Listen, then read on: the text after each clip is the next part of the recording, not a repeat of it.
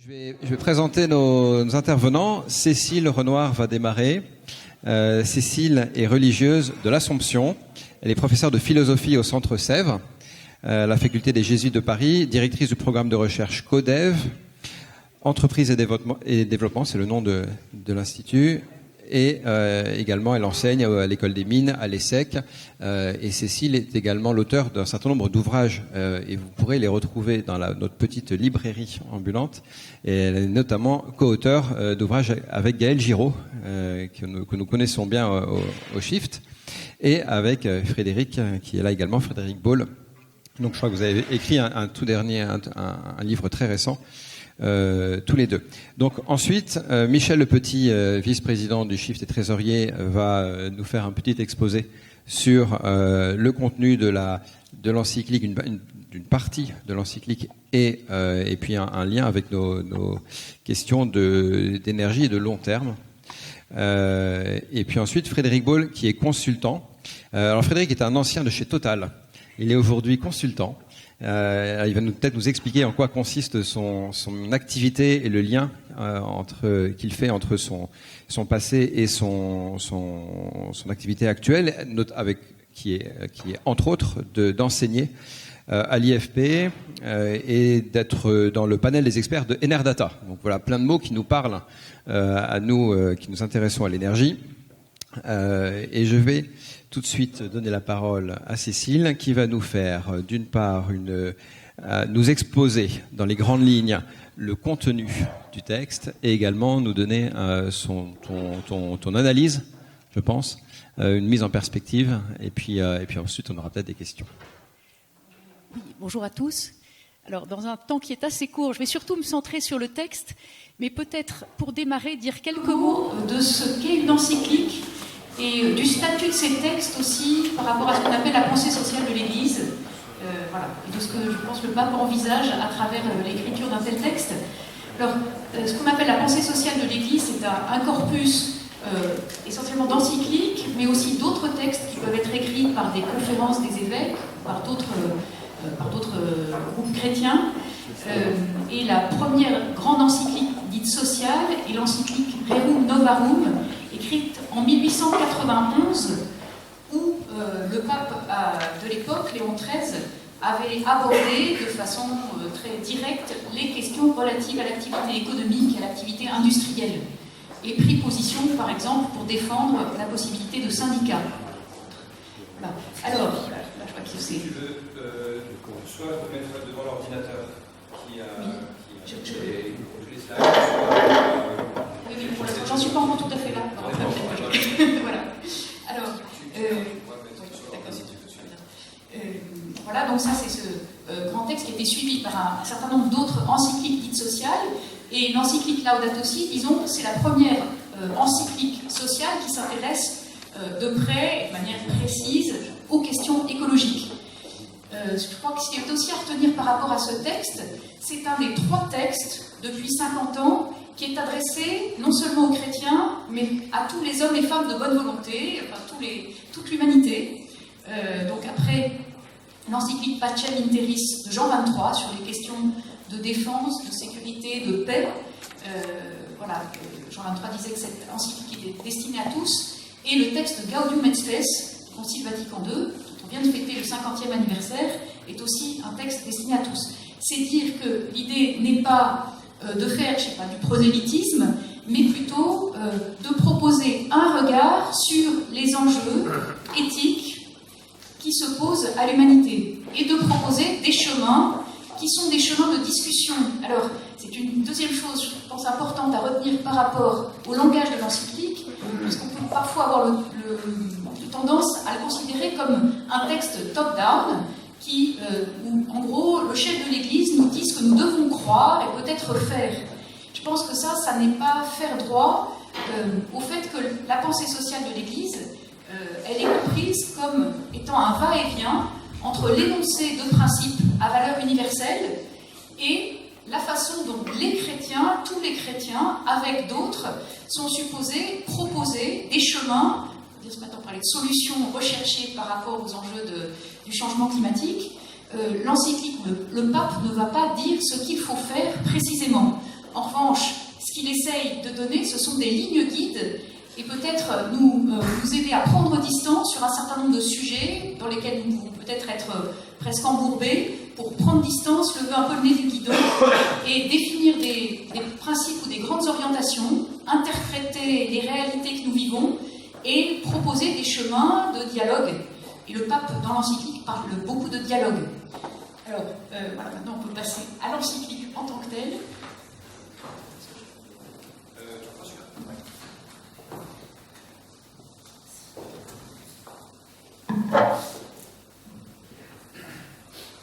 Alors,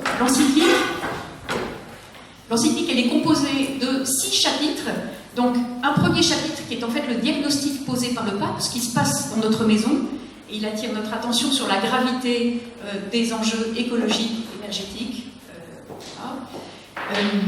en soulignant, mais je vais y revenir, que la question écologique est aussi une question sociale. Dans un deuxième chapitre, là on trouve, c'est le chapitre dans lequel on trouve le plus de références théologiques et à la pensée judéo-chrétienne. Le chapitre s'intitule « L'évangile de la création », comment puiser dans nos traditions spirituelles des ressources pour éclairer les enjeux. Puis le pape revient à ce qu'il appelle les racines humaines de la crise écologique. Là, il nous invite à considérer que la crise écologique n'est que le symptôme d'une crise beaucoup plus profonde, d'ordre anthropologique. Il propose une écologie intégrale, dont il nous dit que c'est une écologie qui est à la fois économique, sociale, environnementale, culturelle, une écologie de la vie quotidienne, et qui implique une réflexion aussi sur les enjeux politiques. Et c'est ce qu'il va développer encore davantage dans le 5e chapitre, qui s'intitule donc « Quelques lignes d'orientation et d'action », où il est question de regarder à la fois le rôle des acteurs économiques et le rôle du politique, en soulignant combien les uns et les autres ont tendance à être piégés par le court terme, et donc en faisant appel aussi à la mobilisation citoyenne. Et puis le dernier chapitre est un chapitre qui s'intitule donc « Éducation et spiritualité écologique », qui nous invite à réfléchir à nos modes ou nos styles de vie, aux enjeux éducatifs, pas simplement du point de vue de l'éducation formelle, mais du point de vue du fonctionnement de nos sociétés, sur les représentations collectives à l'œuvre. Et d'ailleurs, le pape reprend l'expression de Pierre Rabhi, sans le citer, mais de sobriété heureuse, nous inviter à retrouver des modes de vie plus simples qui permettent aussi de favoriser ce qu'on peut appeler le lien social et écologique. Alors, j'ai choisi, dans le temps qui est imparti, de quelques citations qui me semblent très évocatrices des grands messages fournis par l'encyclique ou de ce à quoi le pape nous invite à réfléchir. Alors, le premier point, c'est la question de l'éthique. Nous manquons d'éthique, dit le pape. Il y a une formule choc qu'il donne, qui consiste à dire « Nous possédons trop de moyens pour des fins limitées et rachitiques ». Je trouve que c'est très évocateur, c'est se dire, au fond, on a pléthore de moyens technologiques à notre disposition. Est-ce que les fins que nous donnons sont ajustées à ces moyens ? Eh bien, le pape dit non. Alors, titulé cette diapositive « Science sans conscience », on se rappelle « n'est que ruine de l'âme », c'est voilà ce que disait Rabelais. Eh bien, je pense que c'est hautement d'actualité, que ça rejoint largement ce que dit le pape. Alors, vous avez sous les yeux là cette citation. « L'immense progrès technologique n'a pas été accompagné d'un développement de l'être humain en responsabilité, en valeur, en conscience.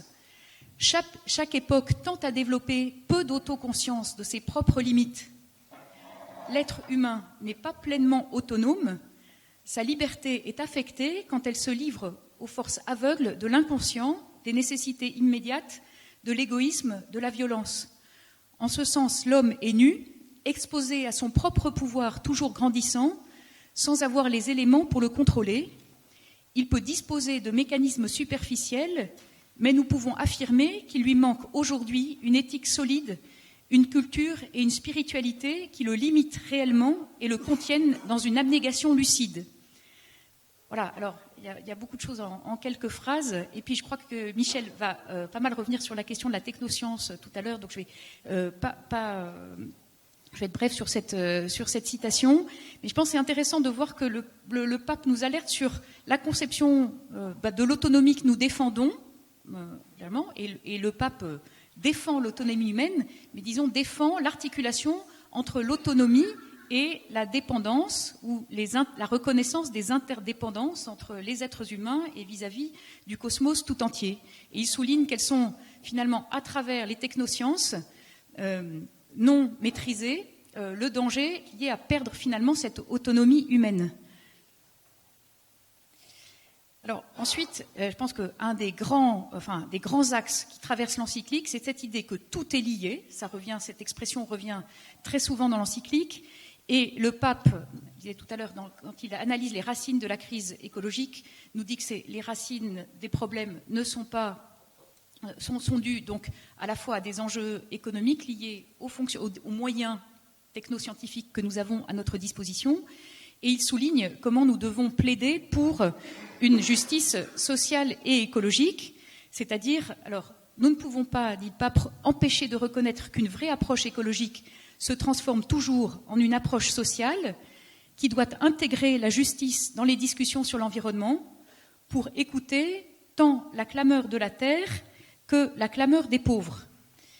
Ça, c'était une très belle expression, dire à la fois notre terre, le cosmos, les écosystèmes souffrent et évidemment les plus vulnérables sur la planète font aussi les frais des dégradations.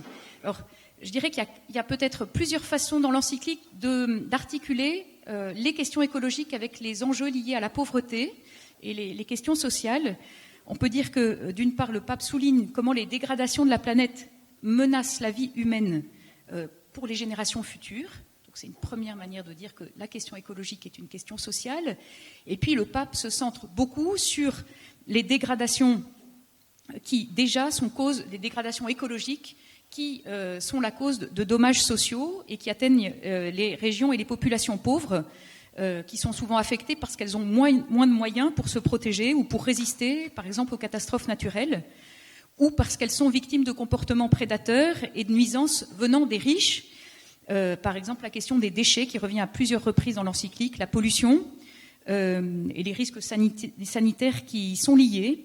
Du coup, le pape parle avec force de la dette écologique des pays du Nord vis-à-vis des pays du Sud et qui est liée, selon lui, à des déséquilibres commerciaux avec des conséquences liées à l'utilisation, notamment par les pays du Nord, disproportionnée de ressources naturelles.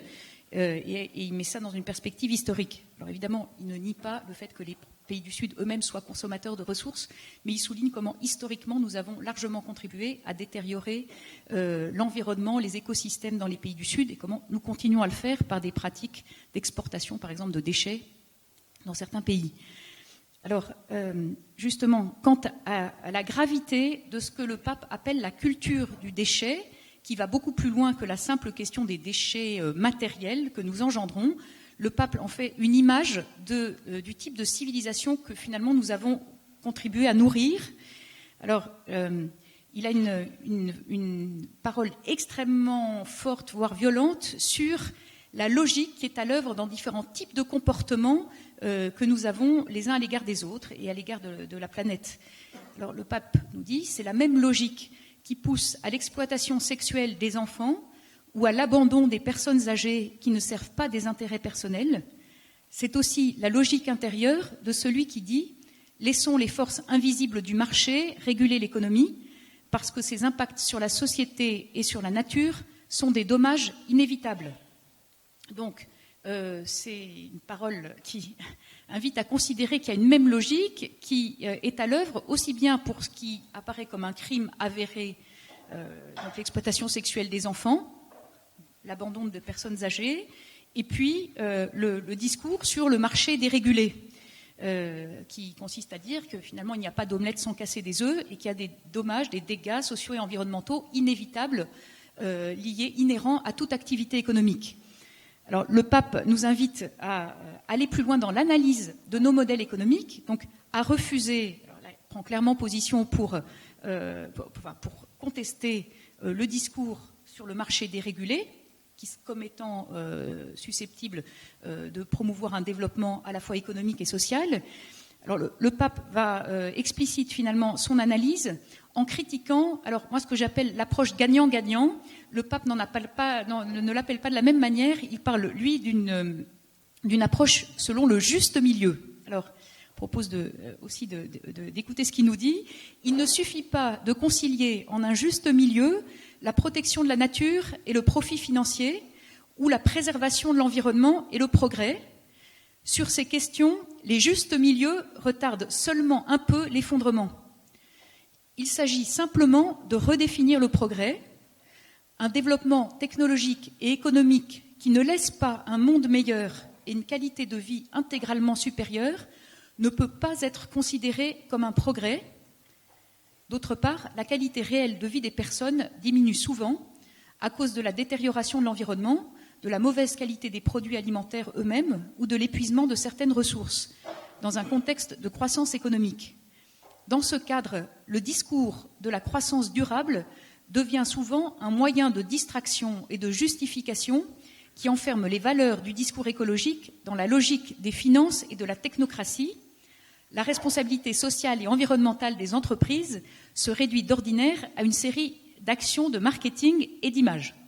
Voilà, alors, en gros, voilà, dans le texte, oui. Voilà, donc une critique forte du greenwashing sous toutes ses formes par le pape et qui nous dit, attention, alors moi, voilà, je trouve que c'est aussi, c'est évidemment très cette critique-là, elle est en concordance avec la critique donc, du discours gagnant-gagnant ou win-win-win, quand on nous dit, notamment dans le cadre de la rhétorique sur le développement durable, on nous dit que la croissance économique, le progrès social et le respect de l'environnement sont des objectifs qu'on peut tenir sans tension, y compris à court terme. Et là, le pape s'érige contre une telle perspective en disant, en fait, bien souvent, d'abord, un tel discours risque simplement de faire que, quand il dit retarder un peu l'effondrement, au fond, mettre de la poudre aux yeux, nous faire croire collectivement que tout va bien, alors que le diagnostic à poser est beaucoup plus radical. Et il nous invite aussi à regarder de beaucoup plus près la façon dont les modèles économiques, soi-disant porteurs de croissance, ou qui apportent de la croissance, est-ce qu'ils sont véritablement vecteurs de développement humain et social ? Bon, et moi, pour avoir ces 12 dernières années été très souvent au Nigeria pour étudier les effets de l'activité pétrolière sur le développement local, eh bien, je dois dire que c'est évident. D'ailleurs, quand je discute avec des cadres de Total qui connaissent la situation et que je leur dis, au fond, il aurait mieux valu pour le Nigeria qu'il n'y ait pas de pétrole, on me répond oui. Et le Nigeria est un pays qui a un taux de croissance important depuis plusieurs années. Je peux dire que dans le delta du Niger, et je pense que c'est la même chose dans le nord du pays, eh bien, on ne voit absolument pas les effets de la croissance économique et on voit plutôt s'aggraver les inégalités, la détérioration du tissu social, sans parler des nuisances écologiques. Voilà, donc je pense que ça, c'est juste pour illustrer, je trouve, la pertinence de ce que dit le pape. Alors, il en résulte pour le pape une invitation à mettre en avant sur ces enjeux économiques la question du politique et le rôle du politique, ou de l'action politique, ce qui rejoint ce qui était évoqué ce matin quant au rôle de l'action collective. Alors, titulé, on peut dire que le pape propose de considérer la démocratie avant le marché. Alors, il nous dit, ça n'entraîne pas qu'il faille s'opposer à toute innovation technologique qui permette d'améliorer la qualité de vie d'une population. Mais dans tous les cas, il doit toujours être bien établi que la rentabilité ne peut pas être l'unique élément à prendre en compte et qu'au moment où apparaissent de nouveaux critères de jugement, à partir de l'évolution de l'information, il devrait y avoir une nouvelle évaluation avec la participation de toutes les parties intéressées. Le résultat de la discussion pourrait être la décision de ne pas avancer dans un projet, mais pourrait être aussi sa modification ou l'élaboration de propositions alternatives. Évidemment, ça rejoint toutes les propositions autour des questions des enjeux de démocratie écologique. Alors, personnes comme Dominique Bourg ont fait un certain nombre de suggestions pour essayer de faire en sorte qu'on intègre dans la réflexion sur nos institutions politiques le souci du long terme. Mais c'est aussi la préoccupation de la prise en compte de la participation des populations concernées, affectées par les projets envisagés. Alors, je vais d'ailleurs tout de suite à la slide suivante, parce que, mais ça je pense que Frédéric reprendra des éléments tout à l'heure, sur la question de la responsabilité sociétale et politique de l'entreprise. Alors le pape, là j'ai choisi juste une citation, mais il y a un certain nombre d'éléments très précis où le pape suggère des dispositifs à mettre en œuvre qui permettent précisément de favoriser une prise en compte de l'avis des populations, des parties prenantes, comme on dit. Une étude de l'impact sur l'environnement ne devrait pas être postérieure à l'élaboration d'un projet de production ou d'une quelconque politique, plan ou programme à réaliser. Il faut qu'elle soit insérée dès le début et élaborée de manière interdisciplinaire, transparente et indépendante, indépendante de toute pression économique ou politique. Elle doit être en lien avec l'analyse des conditions de travail et l'analyse des effets possibles, entre autres sur la santé physique et mentale des personnes, sur l'économie locale, sur la sécurité. Les résultats économiques pourront être ainsi déduits de manière plus réaliste, prenant en compte les scénarios possibles et prévoyant éventuellement la nécessité d'un plus grand investissement pour affronter les effets indésirables qui peuvent être corrigés. Il est toujours nécessaire d'arriver à un consensus entre les différents acteurs sociaux qui peuvent offrir des points de vue, des solutions et des alternatives différents. Mais à la table de discussion, les habitants locaux doivent avoir une place privilégiée, eux qui se demandent ce qu'ils veulent pour eux et pour leurs enfants, et qui peuvent considérer les objectifs qui transcendent l'intérêt économique immédiat. Il faut cesser de penser en termes d'intervention sur l'environnement pour élaborer des politiques conçues et discutées par toutes les parties intéressées. Voilà, c'est intéressant. Et pour dire, moi je mets ça aussi en parallèle peut-être d'une tendance aujourd'hui à parler beaucoup de mesures d'impact, et pour en avoir fait l'expérience en pratiquant des mesures d'impact pour essayer d'évaluer les effets de projets menés par des grands groupes dans différents pays, on voit bien qu'il y a, à mon avis, une rhétorique très pernicieuse autour de ces mesures d'impact, puisqu'on a tendance à essayer justement de favoriser des projets qui permettent d'obtenir des impacts rapides à court terme, top-down, très ciblés, au risque de justement laisser de côté ce qui, à mon sens, relève du véritable développement, de l'empowerment des populations, et une prise en compte des projets, justement, au long cours. Et je pense que c'était peut-être aussi une des difficultés des objectifs du millénaire sur le développement.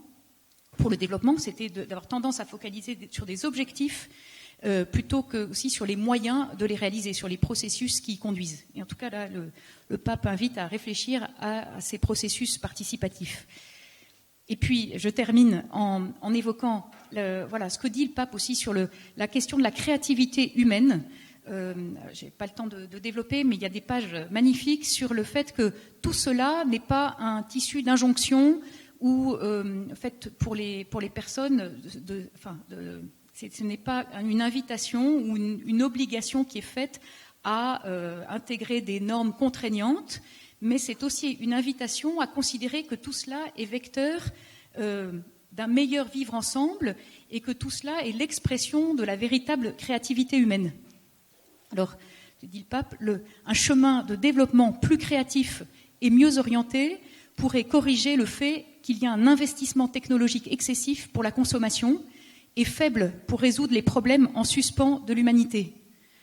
Ce serait une créativité capable de faire fleurir de nouveau la noblesse de l'être humain, parce qu'il est plus digne d'utiliser l'intelligence avec audace et responsabilité pour trouver des formes de développement durables et équitables dans le cadre d'une conception plus large de ce qu'est la qualité de vie.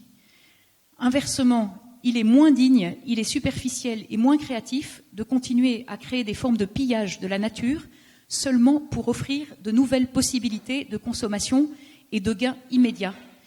Je crois que tout ça rejoint le fait que le pape souligne, il me semble, dans la ligne de ce qui était évoqué précédemment, le fait que nous sommes appelés à reconnaître que nos modèles nous conduisent droit dans le mur, qui sont d'une certaine que ce que nous continuons à nourrir est non éthique, est immoral, et que ce diagnostic-là peut aussi nous inviter à revisiter ce qui fait de l'être humain un être véritablement créatif. Voilà, je termine là-dessus.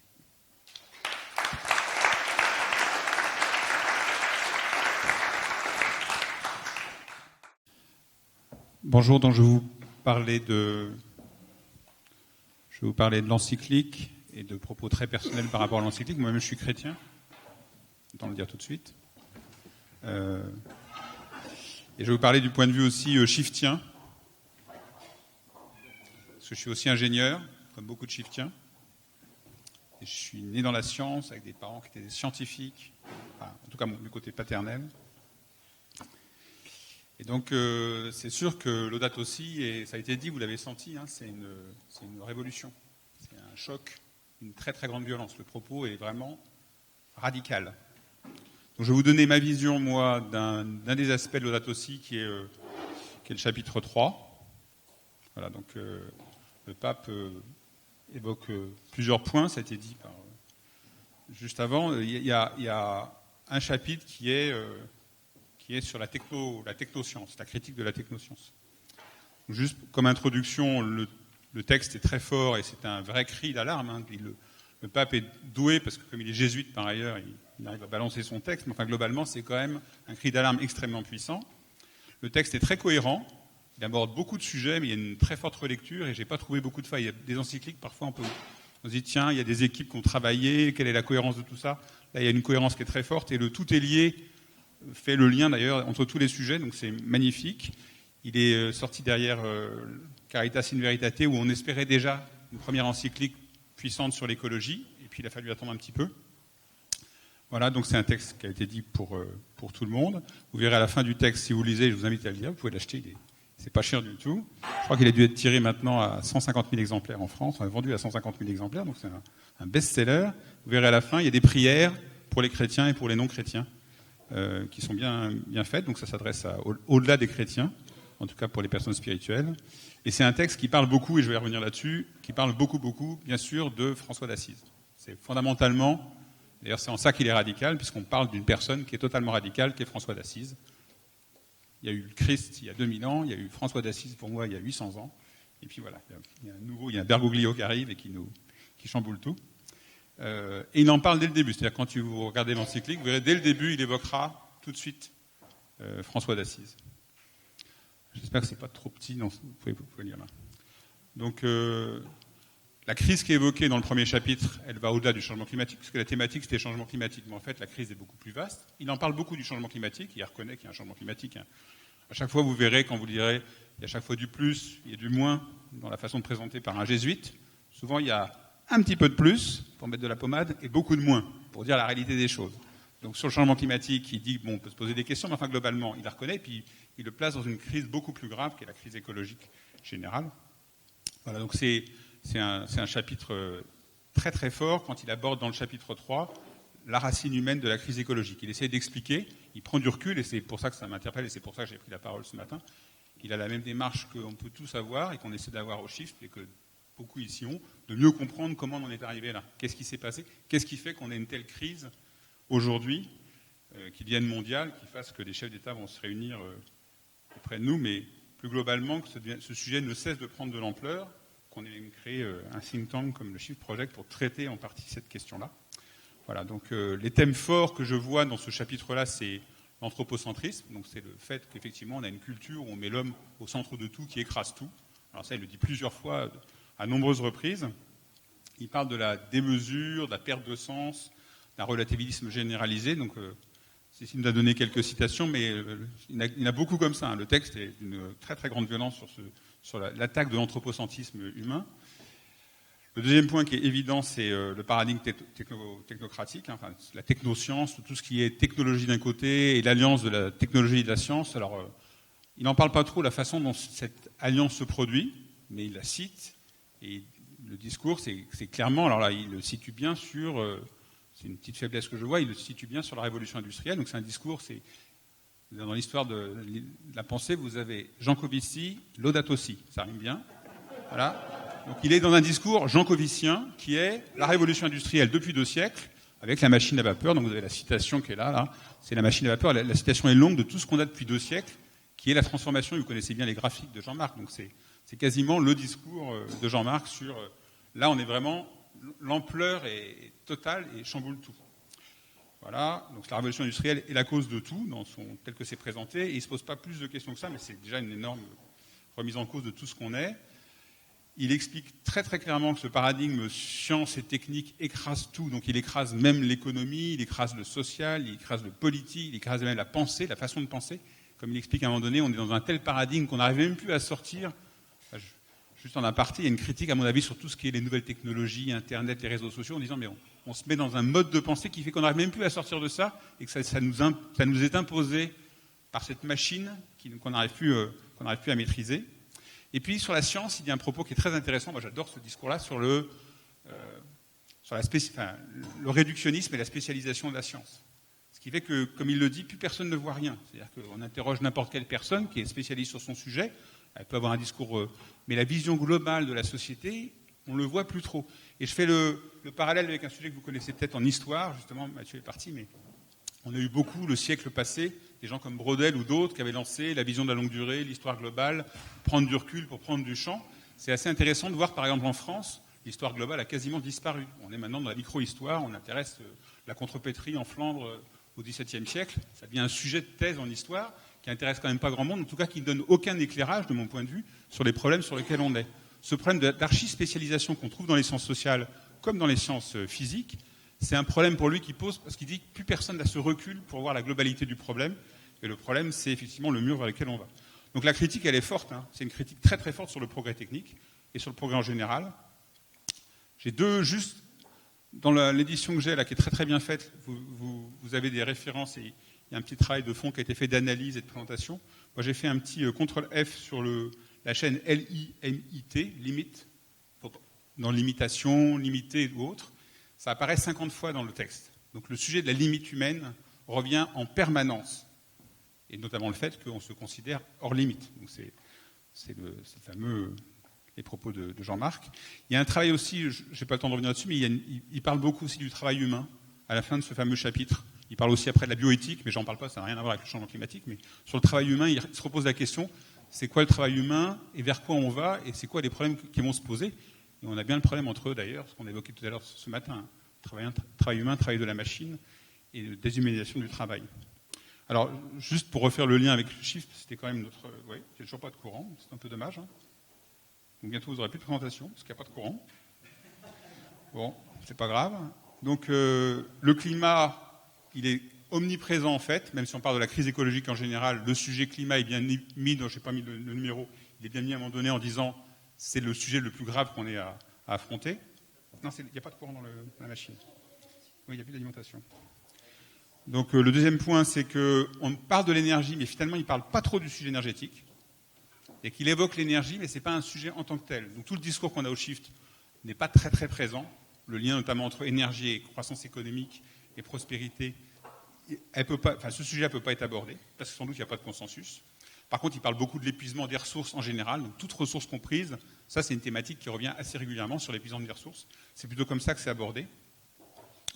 Et puis, il dit un propos anti-shiftien, donc je fais un peu de provocation, il dit la culture écologique ne peut pas se réduire à une série de réponses urgentes et partielles.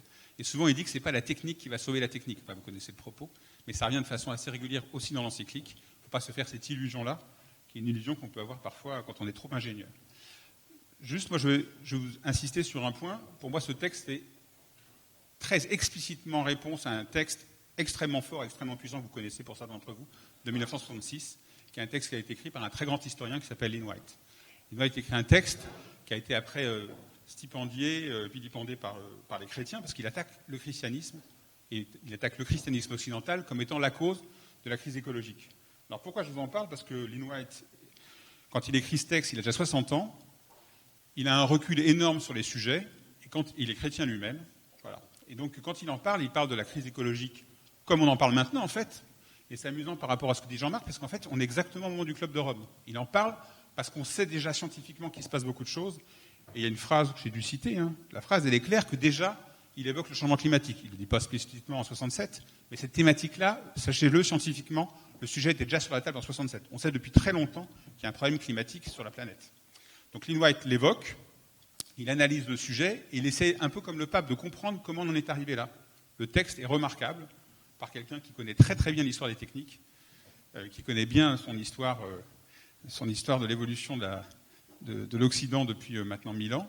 Et quand il en parle, il critique la même chose, l'anthropocentrisme chrétien occidental, et il parle bien sûr de la technoscience, puisque très rapidement on pointe sur le fait qu'on a une science qui n'est plus maîtrisée, qui déborde. Et ce qui est très intéressant, c'est que le texte de Lynn White se termine par une évocation très bien faite de saint François d'Assise. Donc déjà, en 67, quelqu'un comme Lynn White qui réfléchit à notre évolution anthropologique, il se dit, tiens, saint François d'Assise, c'est quelqu'un d'exceptionnel et d'extraordinaire. Voilà. Donc le parallélisme, il est fort d'abord parce que François s'est nommé François, donc le pape, quand il est arrivé, il a pris un nom que personne ne s'y attendait, prendre un nom qui n'est pas reconnu par l'histoire de l'Église, hein, choisir le nom de François, ce n'est pas un nom de pape habituel, donc les gens ont compris, je pense, pour beaucoup, que quand il a choisi ce nom-là, il allait faire cette encyclique. On s'en doutait un petit peu, mais il a pris ce nom-là. Il a fait assez rapidement des références à Laudato Si, et quand il prend son encyclique, qui pour moi va être l'encyclique historique, j'en ai plus pour longtemps, évidemment, il choisit de l'appeler Laudato Si, qui est un poème de François d'Assise, qui est un hymne à la création, un hymne à la nature, un hymne à la création et au respect de la création, par François d'Assise. Les deux hommes, que ce soit Bergoglio ou Lynn White, font appel à l'histoire pour essayer de comprendre dans quelle situation on est. Les références sont les mêmes, et dans le texte de dans le texte de l'encyclique, vous le verrez si vous lisez, j'en ai mis plusieurs, je vais vous les donner. Voilà. Il y a quand même des reconnaissances dans plusieurs paragraphes du texte, une reconnaissance que le message chrétien a pu être dévoyé et mal interprété. Et c'est pour ça que l'encyclique, pour moi, n'est qu'une réponse. En fait, c'est qu'un seul texte qui est une réponse à Lynn White pendant 200 pages. Il répond en expliquant qu'on s'est trompé. C'est-à-dire que même les chrétiens n'ont pas forcément bien interprété. C'est pour ça qu'il y a tout le deuxième chapitre qui est évoqué tout à l'heure. Le deuxième chapitre représente la théologie chrétienne qui doit être réinterprétée au sens du respect de la création. Donc il y a ce texte-là qui est très très fort où il dit, bon, on a pu faire des erreurs, on a pu mal comprendre, c'est pas... Voilà. Là, je vous mets une autre citation de Laudato Si sur la fin de l'anthropocentrisme où il dit, voilà, nous ne sommes pas Dieu. Enfin, qu'un pape commence à écrire ça, c'est quand même très très fort. Hein. Faut quand même redire les choses. Et comme il le dit, ce n'est pas une interprétation correcte de la Bible comme le comprend l'Église. S'il le dit, c'est que ça a été très mal interprété. J'ai pas le temps de vous donner là, mais moi j'ai des textes, par exemple, de la période positiviste du XIXe siècle, la façon dont les gens, qu'ils étaient chrétiens ou pas chrétiens, mais au XIXe siècle, ont baigné encore dans le christianisme. Les textes positivistes des encyclopédies, il faut voir les textes sur la façon dont un ingénieur considère que toute la création est à notre service. On est là pour tout changer. L'homme est prêt à tout faire. Voilà. Donc, je vais finir là-dessus. On a un radicalisme très très fort dans les deux textes, qui font référence à quelqu'un qui est François d'Assise, de Francesco Bernardone. C'est vrai que c'est très très puissant. Et je rappelle que dans le texte de Lynn White, à la fin de son texte, Lynn White, alors vous aurez à disposition, j'ai refait la traduction française pour qu'on puisse le lire, parce qu'elles n'étaient pas très très bonnes. Donc j'ai refait une traduction du texte de Lynn White, on pourra vous l'envoyer. À la fin, il appelait, en 67, à ce que François d'Assise devienne le saint des écologistes. Sachez que ça a été fait par Jean-Paul II. Donc Jean-Paul II, il y a quelques années, a décidé de le nommer saint de l'écologie, enfin saint des écologistes. Donc on a donné suite. Et je vais finir là-dessus. Voilà, donc Saint François, c'est l'homme clé de l'encyclique. Donc vous le verrez, il y a une référence permanente à cet homme extraordinaire du XIIe siècle. Moi, je travaille beaucoup à titre perso quand je regarde l'histoire économique, c'est beaucoup mon sujet de préoccupation personnelle, de comprendre qu'est-ce qui s'est passé dans l'histoire économique, qu'est-ce qui s'est passé notamment à l'époque médiévale et qu'est-ce qui s'est passé à l'époque de Saint François d'Assise. Donc, comme je le mets là, François en son temps, c'est un Italien qui est fils d'un très riche marchand italien. Donc c'est un businessman, c'est une sorte de c'est un golden boy de l'époque. Il fait des voyages quand il est jeune très régulièrement, je pense, avec son père jusqu'en France. D'ailleurs, son père lui a imposé un prénom qui s'appelait François, parce que le père a une admiration forte pour la France, qui est une grande puissance économique à l'époque. Et je pense que François, il voit des choses extraordinaires. Il voit une financiarisation généralisée de toutes les relations. Il voit l'industrie qui se développe à toute vitesse et qui change partout autour de lui, en tout cas en Italie du Nord. Il voit des défrichements à toute vitesse. On est en train d'abattre les forêts à toute vitesse partout en Europe, en France beaucoup, mais aussi en Italie du Nord. Ça abat des dizaines de milliers d'hectares par an. Je veux dire, c'est très spectaculaire. Il voit des villes qui croissent à toute vitesse. Toutes les villes en Italie du Nord sont en train de bourgeonner. Et avec les villes, il voit une chose qui doit frapper l'esprit. Il voit la pauvreté apparaître. Il voit, parce que c'est dans la ville qu'apparaît la pauvreté, la grande pauvreté. Et François d'Assise est beaucoup plus connu, évidemment, pour son attitude vis-à-vis des pauvres. C'est pour ça qu'on l'appelait le povero. Et moins pour la partie sur la préservation de la nature. Mais lui, il était dans ce tissu-là, dans ce monde urbain, qui a d'énormes, bien sûr, relations avec le monde actuel.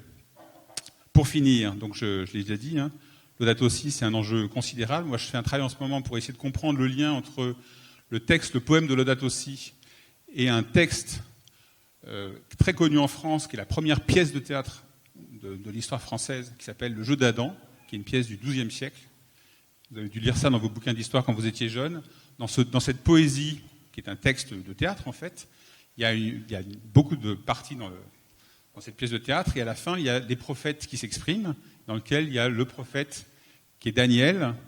Et Daniel, sa prophétie, c'est un énorme hymne à la création. C'est un texte, là aussi, on loue les étoiles, le ciel, qu'il faut préserver. Et donc ma conviction profonde, je suis en train de discuter avec des historiens, ma conviction profonde, c'est que François d'Assise, en allant en France régulièrement quand il était jeune et riche, qui se promenait un peu partout dans le monde, a dû assister à cette pièce de théâtre. il a dû voir ça parce que c'était joué à peu près partout à l'époque, et ça a dû le frapper comme étant voilà ce que lui s'est dit, tiens, on est en train de dépasser nos limites. Voilà.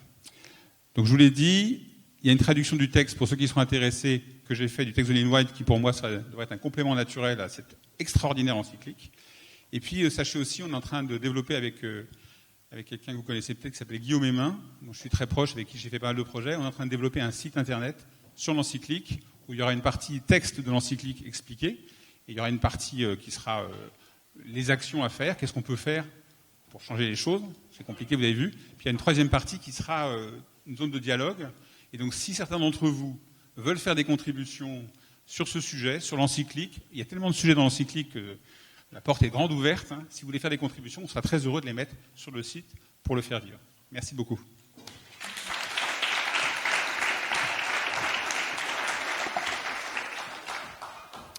Merci Michel.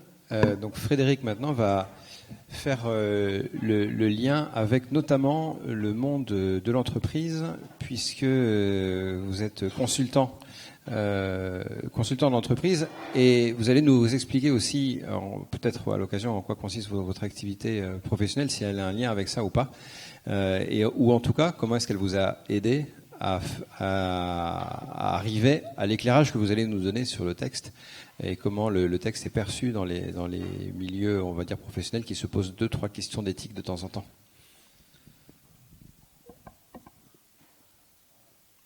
Je ne vais pas tellement parler de mes activités professionnelles, je vous laisserai ça en discussion privée après. L'angle d'attaque que je vais essayer de prendre maintenant, c'est celui de la question suivante. Qu'est-ce qui va faire que nous n'attendions pas 800 ans entre le François actuel et le prochain François?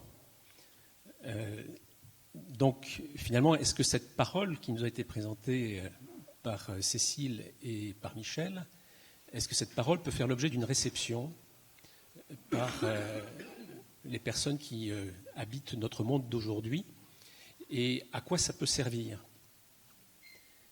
La question qui nous a été posée pour cette table ronde ce matin, c'était la question de la contribution de l'encyclique du pape à la COP 21. Donc c'est bien situé dans le temps, c'est aujourd'hui, c'est maintenant, c'est pas dans 200 ans. Alors il m'a paru important de faire un peu état d'une expérience collective qui nous a conduit, avec Cécile et Xavier Becquet, à sortir un livre il y a peu de temps qui s'appelle « L'entreprise au défi du climat » aux éditions de l'Atelier. Un livre qui rend compte d'un travail collectif sur 2 à 3 ans avec un groupe de personnes en situation de responsabilité en entreprise qui se sont retrouvées dans une association que nous avons constituée qui s'appelle l'entreprise une bonne nouvelle. Et la démarche qui a été menée avec ce collectif me paraît suffisamment significative pour être apportée ici. De quoi s'agit-il ? Chacun de nous s'inscrit depuis 2008 et la crise financière dans un processus un petit peu je dirais, d'apocalypse, c'est-à-dire de dévoilement de ce qui se passe dans notre univers économique, dans la sphère marchande et la sphère financière. Nous avons adhéré, plus ou moins, à un certain nombre de grands mythes au cours du dernier siècle. Nous avons eu 2 grandes propositions de récits, soit vers le tout État, soit vers le tout marché. La chute du mur de Berlin nous a fait plutôt basculer collectivement vers le tout marché. Et patatras, 2008 nous fait nous réveiller en nous disant que ça ne marche pas. Et on se retrouve avec des hommes et des femmes en situation de responsabilité, à 40 ans, 50 ans, bientôt 60 ans, dans des entreprises, plutôt des grandes entreprises, et qui vivent une fracture personnelle entre leur éthique personnelle, leur recherche de sens, leur façon de produire du récit, de raconter leur histoire, de porter dans le domaine symbolique ce qui fait leur raison d'être aujourd'hui, et leur appartenance à ces collectifs entreprises qui proposent d'autres jeux de valeurs. Et ce hiatus entre ethos personnel et participation à un collectif aboutit à des remises en cause structurelles de ces personnes dans leur trajectoire propre. Un certain nombre se retirent de la vie professionnelle et d'autres se retroussent les manches pour essayer d'échanger là-dessus et de voir quelles sont finalement les forces, les leviers dont on peut disposer dans ces collectifs entreprises pour changer les choses, et puis quels sont les obstacles.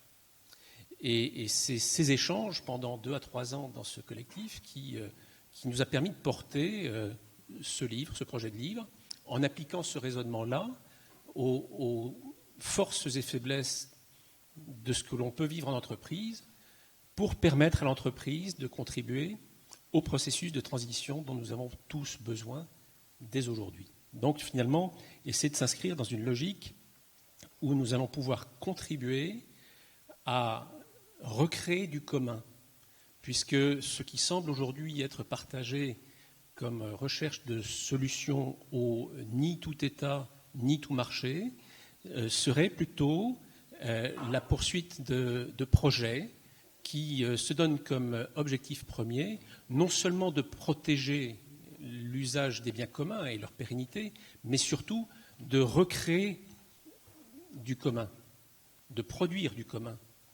faire que du vivre ensemble recrée du lien, faire que autour de cette notion de commun, chacun puisse remettre en mouvement sa capacité relationnelle et finalement prendre le risque de vivre en interdépendance avec les autres.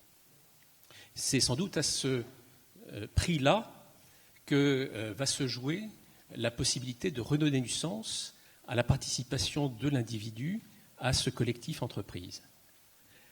Pourquoi y a-t-il question de sens ? Tout simplement parce que entreprise, et je fais de l'étymologie à l'arraché, pardonnez-moi pour ceux qui sont plus savants que moi, mais quand je prends le mot entreprise, j'y vois toujours 2 mots, entre et prendre.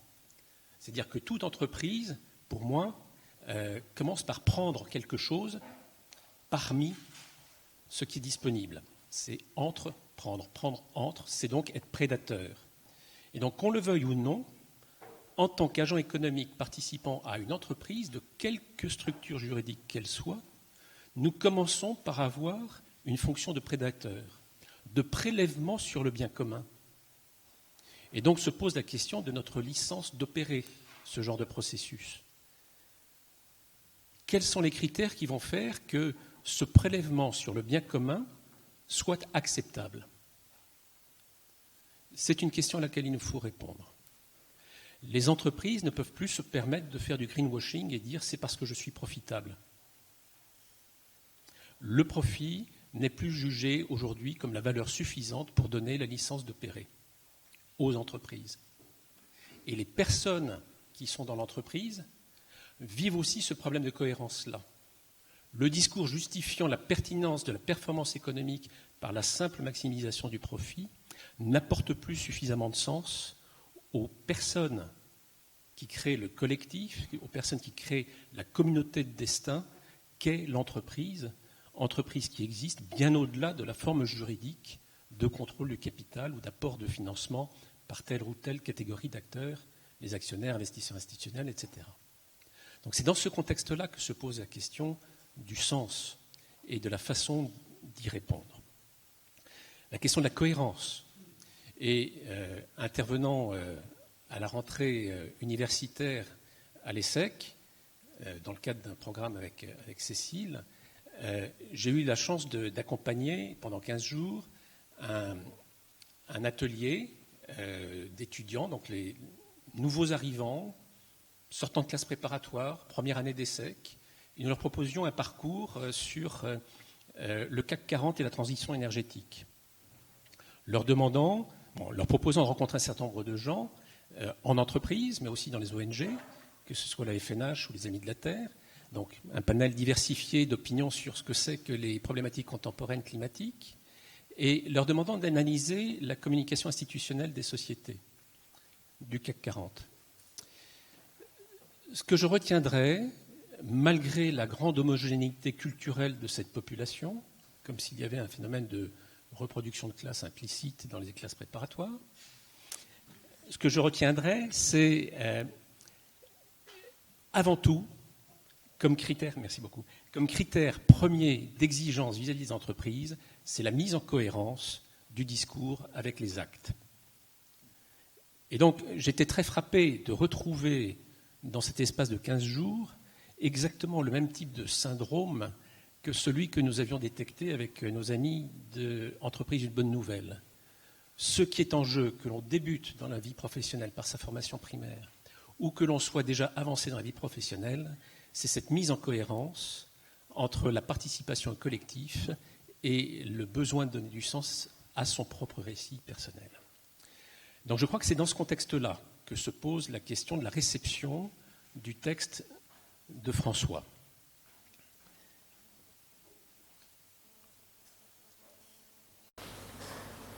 Il est vrai que ce qui fait obstacle aujourd'hui dans nos sociétés pour mobiliser les capacités relationnelles de chacun, ce n'est pas une question de moyens, techniques ou financiers, à mettre en œuvre. Participant à un colloque sur le financement de l'énergie en Afrique, le consensus des experts était de dire les finances existent. Ce qui manque, ce sont les projets. Mais pour qu'il y ait des projets, il faut qu'il y ait éducation. Pour qu'il y ait éducation, il faut qu'il y ait trajectoire personnelle. Le sujet n'est donc pas une question de moyens, le sujet est bien plus une question d'ordre éthique, culturel et politique. Les blocages rencontrés peuvent être à la fois individuels et sociétaux, et surtout, ils s'ancrent dans les représentations du monde qui nous habitent, représentations dont nous avons hérité, consciemment ou non, de nos pères. Alors, petit exemple, j'étais frappé par une prise de parole de Pierre Gattaz le 21 octobre 2015 à la sortie de la conférence sociale, où il disait « La France, vue de la porte de Montreuil, vous savez, c'est le siège de la CGT, c'est totalement différent de la France vue du reste du monde. » Avec comme sous-entendu dans cette affirmation que la France vue du reste du monde, c'est forcément la vision de Pierre Gattaz. Puisque, à ce que je sache, il n'est pas porte de Montreuil. Donc nous avons bien là, de façon implicite, tendance à prendre les représentations héritées de nos pères et à en faire la norme de notre vivre ensemble.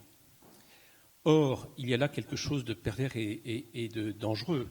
Gaël Giraud nous rappelle dans Illusion financière que lorsqu'une classe d'âge, lorsque vous êtes 25% d'une classe d'âge qui se met à faire des études supérieures, on aboutit à un seuil quantitatif tel que ces 25% vont pouvoir vivre de façon endogène sans avoir besoin, pour aller en vacances, pour travailler, pour décider, pour organiser, de tenir compte des 75 autres pourcents.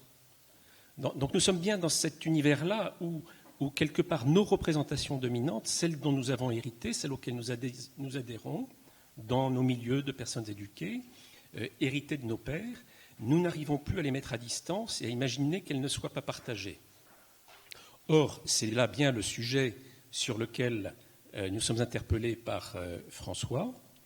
Il nous amène en fait à réinterroger radicalement notre relation au cosmos. Il nous appelle à revisiter complètement et à clarifier, y compris au sein de l'Église catholique, à clarifier nos relations implicites, enfin nos images, nos représentations des relations entre l'homme et le cosmos. En Église, il y a plusieurs traditions qui se mêlent et qui s'enchevêtrent et qui n'ont pas été clarifiées. Il y a des traditions qui relèvent d'une image dévalorisante de la nature. L'homme aurait à s'extraire de la nature, à s'en libérer. Il y a des traditions qui considèrent la nature comme neutre, comme quelque chose qu'on peut simplement instrumentaliser. Et clairement, sur ces deux aspects-là, l'instrumentalisation de la nature ou la dévalorisation de la nature, les textes qui vous ont été indiqués tranchent. Ce à quoi nous sommes invités est radicalement différent. Il s'agit presque de gommer notre imaginaire le mot environnement qui maintient une barrière entre l'individu, l'ego et ce qui n'est pas soi, pour rentrer dans une relation avec la terre, sœur et mère. Donc on est à la fois en filiation et en solidarité transverse. C'est donc tout sauf un environnement, c'est un lien vital. Et je crois que c'est là que nous sommes attendus par ce texte lorsqu'on se met en route et qu'on cherche à construire du sens.